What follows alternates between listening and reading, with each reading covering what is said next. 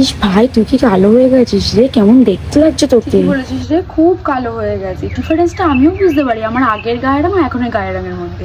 But তোকে আজকে একটা কথা বলবো, দেখবি জীবনে কোনোদিন কারোর লুকসের ওপরে কমেন্ট করবি না। শুরু করি। আমার একদিন ছাড়া ছাড়া পড়া থাকে 10টা থেকে 1টা অবধি। এখানে সূর্যের তাপের কথাটা ভাব, 10টা থেকে 1টা অবধি। সেই টাইমে আমি সাইকেল চালাতে যাই, সাইকেল চালাতে চালাতে আসি। সেই টাইমে তোরা হয়তো বাড়িতে শুয়ে এসির হাওয়া দিস, তাহলে ফার্স্ট কারণ পেয়ে গেলি ট্যান পড়ায়। মনে পড়ছে তুই আগের মাসে কাউকে তোমার টাকা ঝেড়ে একটা ট্যান রিমুভাল ক্রিম কিনেছিলিস, 1200 টাকা দাম নিয়েছিল। আর একটা মনে হয় ফেস ওয়াশ কিনেছিলিস, সেটা কত নিয়েছিল? 1500 বা সামথিং কত দাম নিয়েছিল, মনে পড়ছে? আমার এটা আসে না রে, মা বাবার রক্ত জলকা টাকা নিয়ে আমি রূপচর্চা করবো, আমি ড্রেস কিনবো, আমি মেকআপ কিনবো, আমার দ্বারা হয় না। আমি যখন নিজে কামাবো আমি নিশ্চয়ই এগুলো করবো।